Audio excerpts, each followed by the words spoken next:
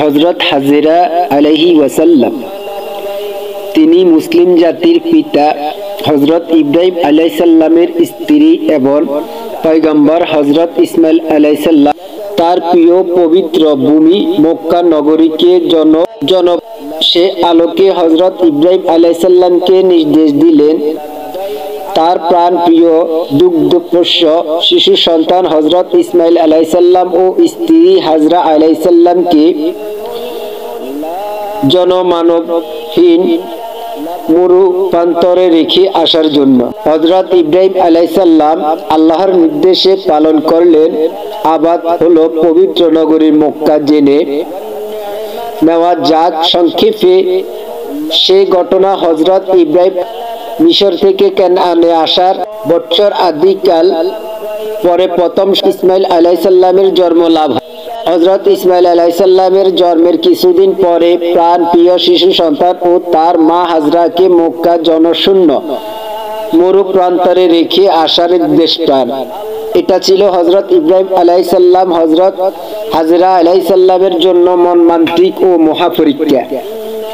হযরত ইব্রাহিম আলাইহিস সালাম যখন আল্লাহর পক্ষ থেকে শিশু পুত্র ইসমাইল আলাইহিস সালামের মাকে মক্কা তারপর হযরত ইব্রাহিম আলাইহিস সালাম এক থুলু খেজুর এক মশক পানি বর্তমান ফিলিস্তিন খলিল শহর থেকে জনশূন্য প্রান্তরে রেখে আসলেন। তাদেরকে রেখে যখন হযরত ইব্রাহিম আলাইহিস সালাম শাম দেশের উদ্দেশ্যে রওনা করলেন হযরত হাজরা আলাইহিস সালাম বেদনা বিশান্ত হয়ে ব্যাকুল ভাবে তার পিছে পিছে আসতে লাগলেন আর জানতে চাইলেন আপনি এখানে আমাদেরকে একাকী রেখে যাচ্ছেন। হযরত ইব্রাহিম আলাইহিস সালাম কোনো জবাব দিচ্ছিলেন না। যখন হযরত হাজরা আলাইহিস সালাম বলেন আপনি কি আল্লাহর নির্দেশ পালনে আমাদেরকে একাকী রেখে যাচ্ছেন, তখন হযরত ইব্রাহিম আলাইহিস সালাম ইশারা বললেন হ্যাঁ।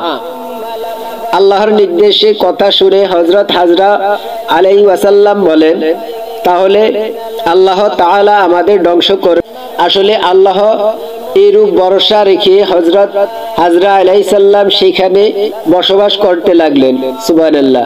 হযরত ইব্রাহিম আলাইহিস সালাম চলে যাওয়ার সময় দোয়া করলেন হে আমাদের প্রতিপালক, তোমার পবিত্র ঘরের নিকট এমন এক ময়দানে আমার স্ত্রী ও আমার পুত্রকে রেখে যাচ্ছি। অনাবাদী শস্যের অনুপ্রযোগী এবং জনশূন্য নির্জন প্রান্তর মরুভূমি। হে প্রভু, এই উদ্দেশ্যে তাদের উভয়কে রেখে যাচ্ছি যে তারা নামাজ প্রতিষ্ঠা করবে। অতএব তুমি লোকদের মনকে এদিকে আকৃষ্ট করে দাও। সুবহানাল্লাহ। এবং প্রচুর ফল ফলাদি দ্বারা এদের রিজিকের ব্যবস্থা করে দাও, তারা যেন তোমার শুকরিয়া আদায় করতে পারে। সূরাতুল ইব্রাহিম আয়াত নম্বর 37, বুখারী শরীফ। অতঃপর হযরত হাজরা ক্ষুধার্ত লাগলেন, খেজুর খেয়ে পানি পান করে নিতেন আর শিশু ইসমাইলকে দুধ পান করাতেন। ধীরে ধীরে মশকের পানি শেষ হয়ে ইসমাইলের পিপাসা বাড়ার সঙ্গে সঙ্গে মা হাজরা আলাইহিস সালাম পেরেশানি বেড়ে যায়। পানির সন্ধানে তিনি চারদিকে ছুটাছুটি শুরু করলেন। দৌড়ে গিয়ে প্রথমে পার্শ্ববর্তী সাফা পাহাড়ে আরোহণ করলেন। চারদিকে দৃষ্টি দিয়ে দেখলেন কোথাও পানির সন্ধান পাওয়া যায় কিনা। কোনো সন্ধান না পেয়ে পার্শ্ববর্তী মারওয়া পাহাড়ে আরোহণ করলেন। এই সাফা মারওয়া পাহাড়ে মধ্যবর্তী স্থানটা কিছুটা সমতল ছিল, যে কারণে পাহাড় থেকে নামার সময় শিশু ইসমাইলকে দেখা যেত। যখন দুই পাহাড়ের পাদদেশে সমতল ভূমিতে যেতেন তখন আর তাকে দেখা যেত না। এই কারণে হযরত হাজরা আলাইহিস সালাম সমতল স্থানটা দ্রুত অতিক্রম করতেন। এভাবে তিনি সাফা থেকে মারওয়া থেকে সাফা 7 বার, সাফা থেকে মারওয়া থেকে সাফা 7 বার অতিক্রম করেন। এই কাজটি আল্লাহর কাছে পছন্দ হয়ে যায়। সুবহানাল্লাহ। তাই আল্লাহ তাআলা হজ ও উমরা, সাফা মারওয়া পাহাড় দৌড়াদৌড়ি সপ্তম বা শেষবার তিনি শিশু ইসমাইলের দিকে তাকিয়ে দেখতে পান তার পায়ের কাছ থেকে পানি পেয়ারা বের হয়ে যাচ্ছে। হযরত হাজরা আলাইহিস সালাম দ্রুত মারওয়া পাহাড় শিশু ইসমাইলের কাছে ছুটে আসলেন, তাকে অসীম মমতা কোলে তুলে নিলেন এবং আল্লাহর শুকরিয়া আদায় করলেন। পানির উৎসের চারদিকে বাঁধ দিয়ে পানি আটকাতে লাগলেন। পানি দিয়ে মশক ভরে শিশু ইসমাইলকে পানি পান করালেন এবং নিজেও পান করলেন। সুবহানাল্লাহ। এটা ছিল জমজমের পানি। এই পানি জিবরাইল আলাইহিস সালামের পা অথবা ডানার আঘাতে সৃষ্টি হয়েছিল। হঠাৎ হযরত হাজরা আলাইহিস সালাম অদূরে একটি আওয়াজ শুনে চমকে উঠলেন। এই আওয়াজে ছিল হযরত জিবরাইল আলাইহিস সালামের আওয়াজ। এখানে আল্লাহর ঘর রয়েছে। এই সন্তান ও তার পিতার উভয় মিলে এই ঘর নির্মাণ করেছেন। আল্লাহ তার ঘরের অধিবাসীদের ধ্বংস করবেন না বলে শব্দ মিলিয়ে গেল। তারপর শুরু হলো হযরত হাজরা আলাইহিস সালামের শিশু ইসমাইল আলাইহিস সালামের জীবনের নব অধ্যায় শুরু হলেন। পানি দেখে পাখি আসলো, পাখির ব্যবসায়ী কাফেলা আসলো। তারা এসে প্রাণী মালিক হিসেবে হযরত হাজরা আলাইহিস সালামের কাছে পানি লাভের অনুমতি চাইলেন। তিনি ব্যবসায়ীদেরকে বসতি স্থাপনের শর্ত পানি দানের অনুমতি দিলেন। তারা পয়সা এই প্রস্তাব পেয়ে সাদরে গ্রহণ করলেন।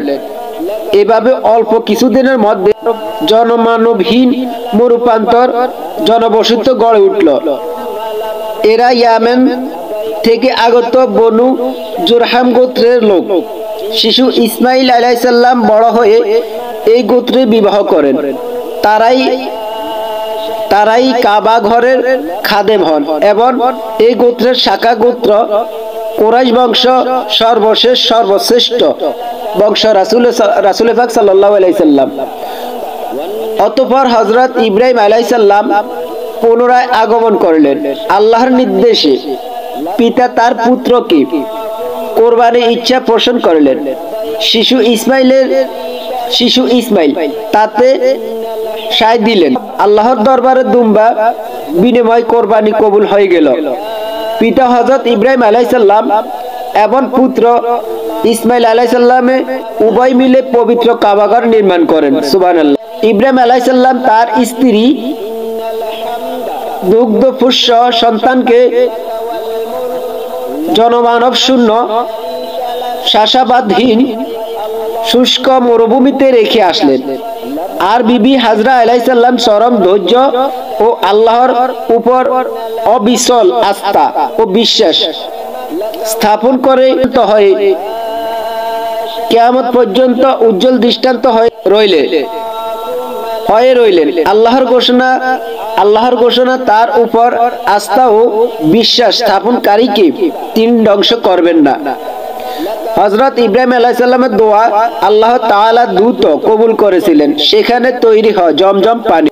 খাদ্য চাহিদা এমন কোন গুণ নেই যা জমজমের পানিতে নেই। যা জমজমের খাদ্য ও পানি ব্যবসায়ী সম্প্রদায় দ্বারা জনবসতিপূর্ণ হয় পবিত্র ভূমি। সারা দুনিয়া থেকে ফল-ফলাদি আমদানি হয়ে আসে এই পবিত্র ভূমিতে এক অতুলনীয় শহর।